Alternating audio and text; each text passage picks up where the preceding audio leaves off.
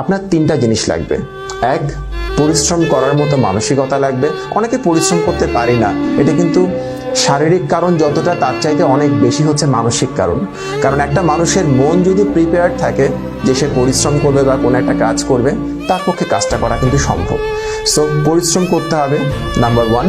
Number 2, আপনাকে determined হতে হবে। আপনি আজকে পড়ছেন কালকে পড়ছেন না, এরকম করলে হবে না। আপনার মধ্যে কনসিস্টেন্সি থাকতে হবে, অর্থাৎ আপনাকে কনসিস্টেন্ট হতে হবে। আপনি আজকেও পড়ছেন কালকেও পড়বেন, পড়তে ইচ্ছা করবে না, তারপরে আপনার স্বপ্নটা সামনে থাকতে হবে।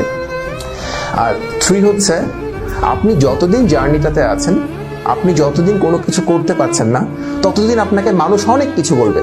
মনে রাখবেন, আপনার কষ্টের সময়ে আপনাকে দুটো ভালো কথা বলবে এমন লোক আপনি পাবেন না খুব একটা। আমি পাইনি। আমি যখন কিছু পারছিলাম না, কষ্টে ছিলাম, সবার কাছ থেকে লাথি খাচ্ছি, তখন সবাই শুধু লাথি দিতেই মজা পেত। কেউ কখনো আমাকে বলে নাই যে সুশান্ত তুই পড়ে গেছিস, একটু উঠে দাঁড়া, আমার হাতটা ধর, তুই কিছু একটা করতে পারবি। আমি যে কিছু করতে পারবো লাইফে, এটা কেউ কখনো আমাকে বলে নাই। তো এই ব্যাপারটা আমি মিস করছিলাম।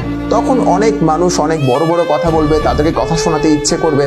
আমি আপনাদের বলি কি, আপনারা কথা শোনাবেন না, আপনারা কথাগুলো হজম করুন, গিলে ফেলুন।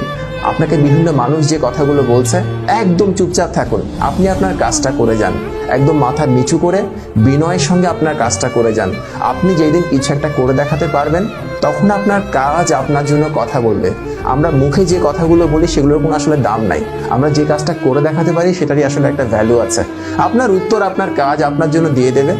ওই সময়টার জন্য আপনি ওয়েট করুন, বাকিটা হয়ে যাবে, বাকিটা নিয়ে কোনো সমস্যা হবে না। আপনি পরিশ্রম করুন, আপনি আপনার কাজে কনসিস্টেন্ট থাকুন, আর চুপচাপ কাজ করে যান। আপনি এটা করবেন সেটা করবেন, দরকার নাই কাউকে বলা, সবাই দেখবে আপনি কি করবেন। এরপর আপনি যখন ওই সাফল্যের দেখা পাবেন, তখন খুব ভালো লাগবে, মানে ভীষণ রকমের ভালো লাগবে। পুরোনো কথাগুলো মনে পড়বে।